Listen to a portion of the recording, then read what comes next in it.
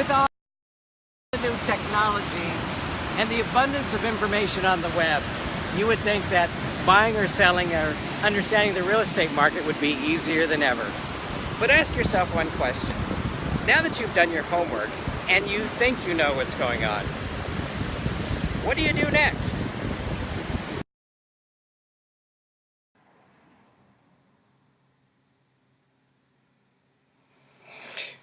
One of the things that you do next, especially if you're considering selling your life's investment, that is to say, perhaps you're a senior who has come to the point where they realize, where you realize that it's time to move on and sell your biggest asset that you've had, that you've worked your whole life for. Pretty scary proposition, and so that's what we're going to talk about today. We're going to be talking about some of the options you have when you're going to sell a house that has not necessarily been remodeled for maybe 20, 30, 40 years, a house that's probably 30 years old or older. In other words, a house that we would consider pretty much of land value only, a house that hasn't had any remodeling done in recent decades, and now that's your asset, but it's worth something. It's worth, in most metropolitan cities today, land value is still very significant. To give you a brief example, in the town that I live in, Manhattan Beach, it is a rather high-end town in terms of property value. However, to give you an example, our average price is about $2.2 million.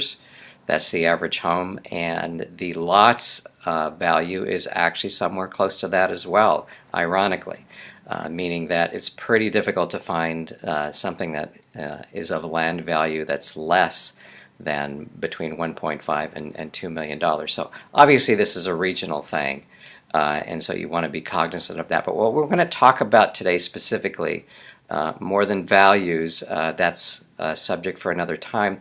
We're going to talk about what you should consider when you're in that position, what you should consider, who you should sell to, basically, who's the healthiest outlet for you, who's going to give you the most for your return. And for seniors, that's a very, very scary and difficult process. So we're going to get into that a little bit today. I say a little bit because this subject matter could actually go on for hours in terms of its lectures, in terms of understanding exactly all the variables that go into this particular situation. And it's a very sensitive situation. It's a very serious situation. For those of you that are family members of seniors, you know what I'm talking about. You want to make sure that your family's protected. So this may be a two-parter. I apologize for that, but trying to tell you about everything that you necessarily need to know in just 15 minutes is a little difficult. So let me go ahead and introduce myself. Welcome. We do this every 10 o'clock at Tuesday, Fournier and Fournier blog on Facebook Live here. On Facebook Live, you're allowed to go ahead and ask me a question as I'm talking today. I'm more than happy to entertain any questions. Doesn't have to be about today's subject. You can ask me a question about anything. I will see your question right on the screen and get to it. However, let me introduce myself first before we get started. My name is Stewart Fournier.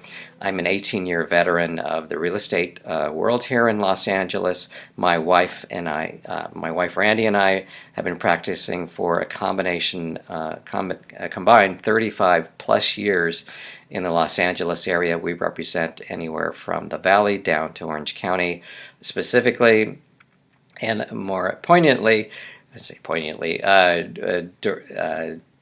most of our business is actually on the west side and or the South Bay Beach areas, Manhattan, Hermosa, Redondo.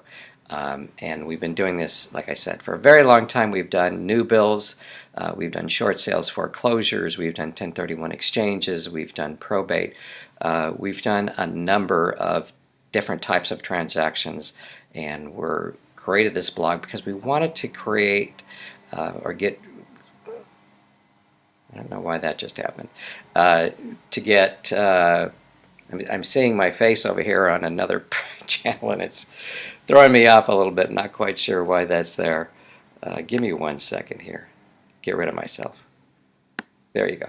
Okay.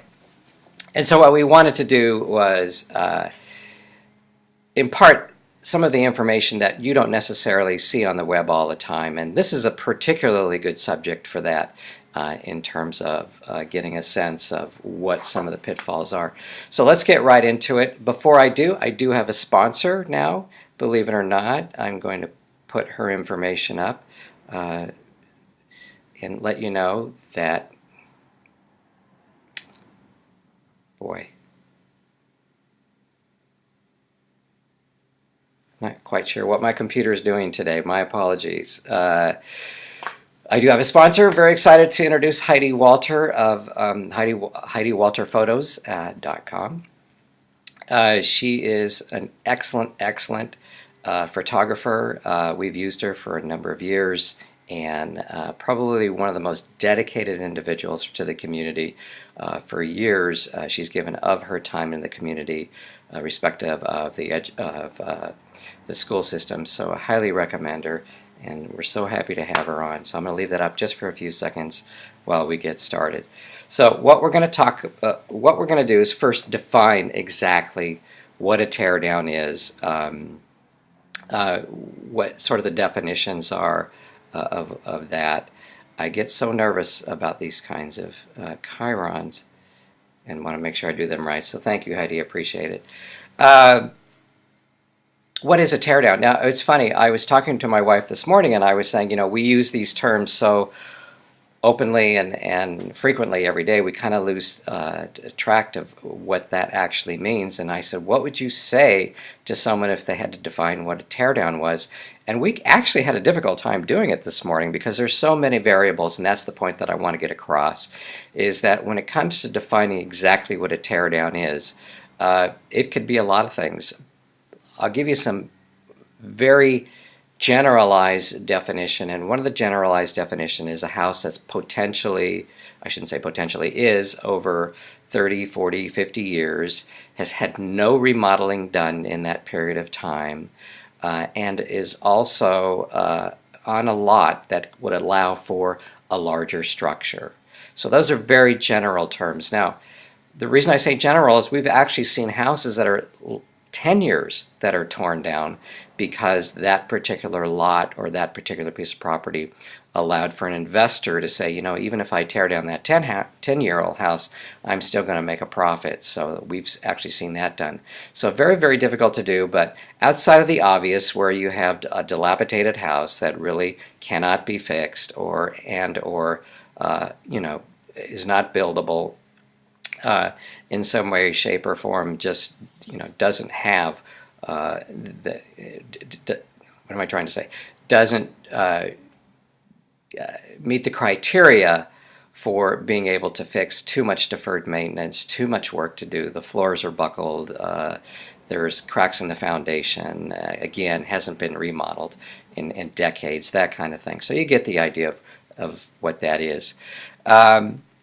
So who would you sell that to, and how do you get the maximum amount of money from a situation like that? Well, basically, you're going to be selling it to either a builder who's going to give you land value, and we'll talk in just a minute about how a builder would consider this, consider your property, and or you would consider selling to what we call an owner-user.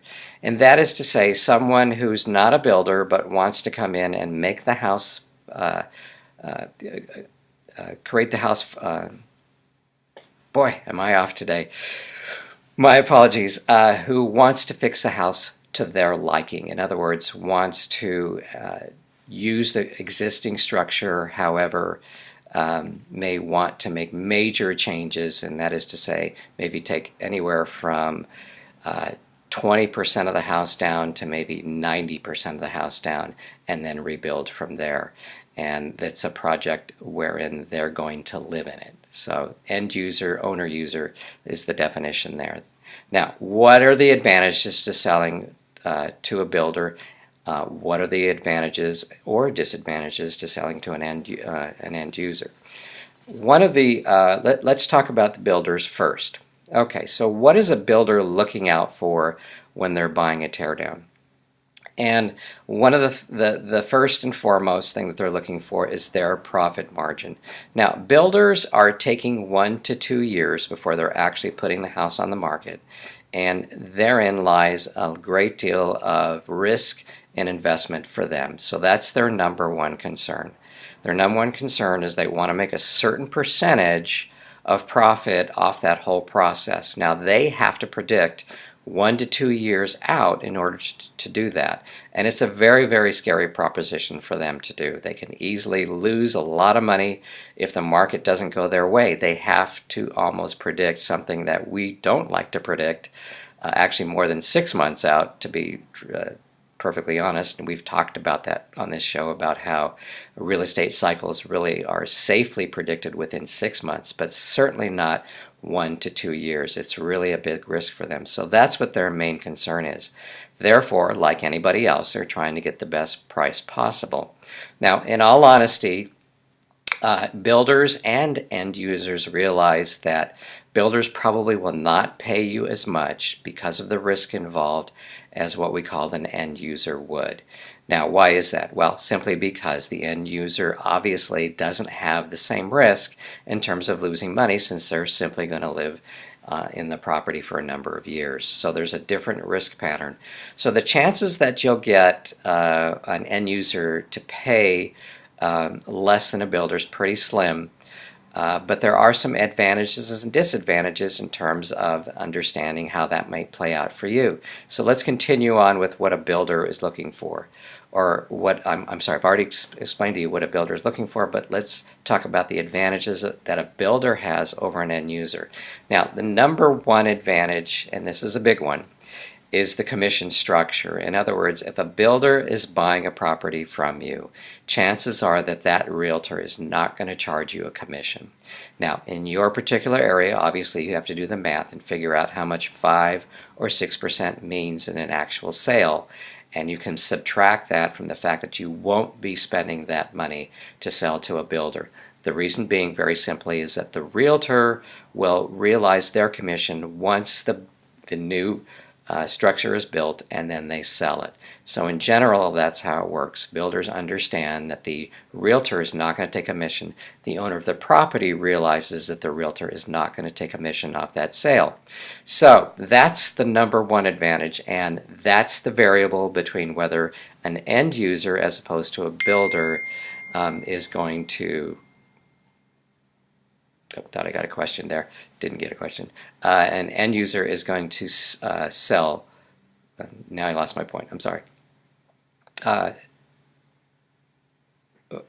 Whether you're going to sell to one or the other, because it may be because of the loss, because of the need to no longer pay commission, may be less expensive. You may be getting more money as a result. Whereas if you're selling to an end user, you're going to probably have to pay a commission. So that's a math problem.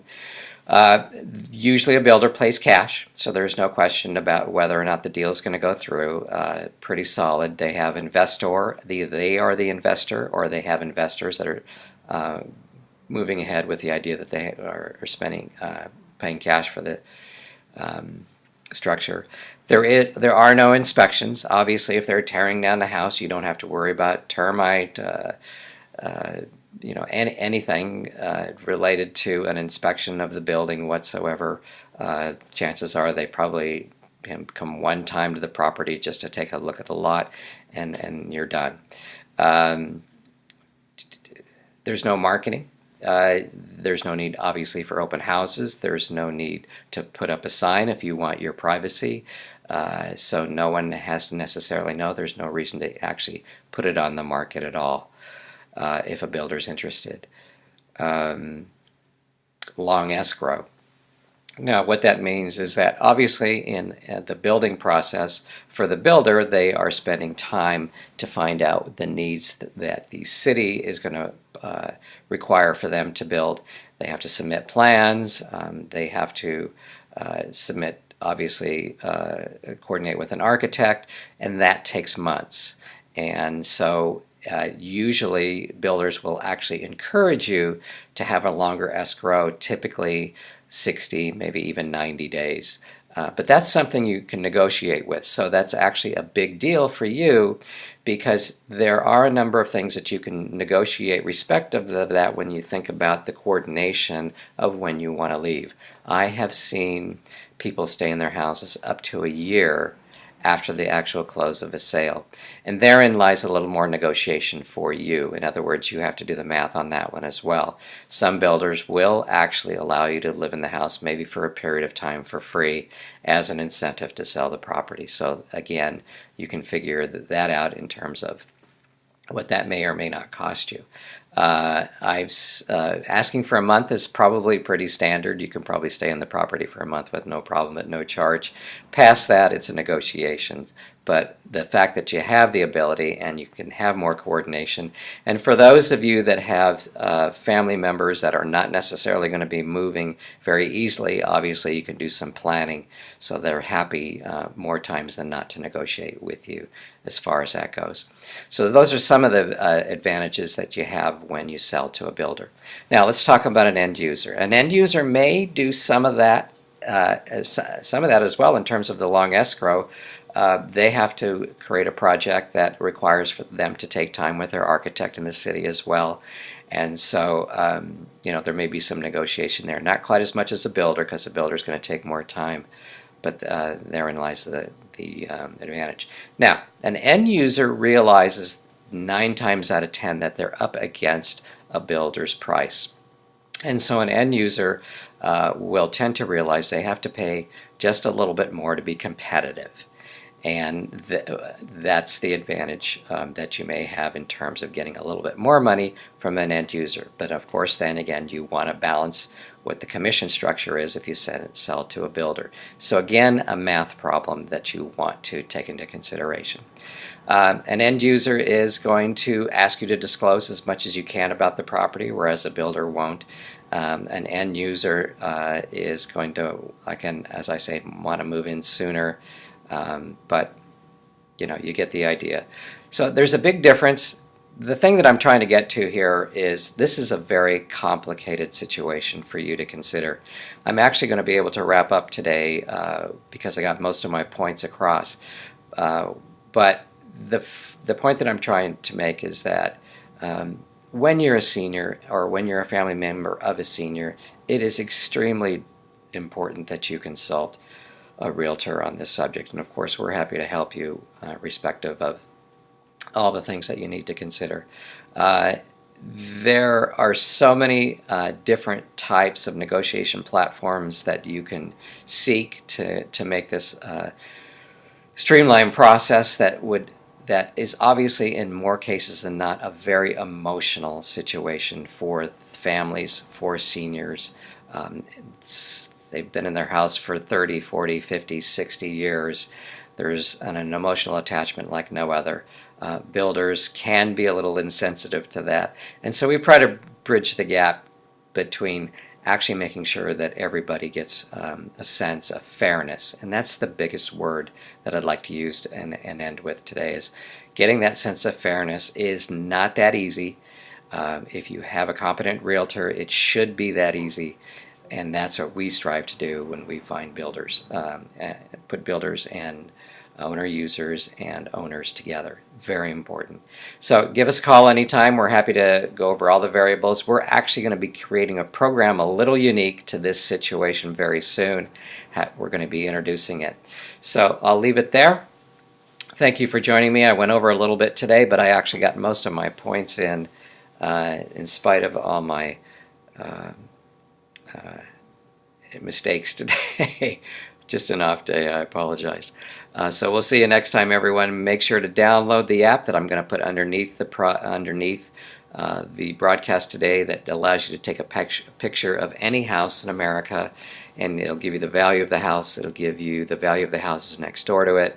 Literally taking a picture of any house in the country, and it'll give you some public information as well as connect with us on the photo itself. We have a network of realtors. If you're out of the area, out of the Los Angeles area, and you happen to be seeing this, please feel to still download it, and we can connect with you on the app itself. I'll leave it there. We'll see you next time, everyone. 10 o'clock on Tuesdays.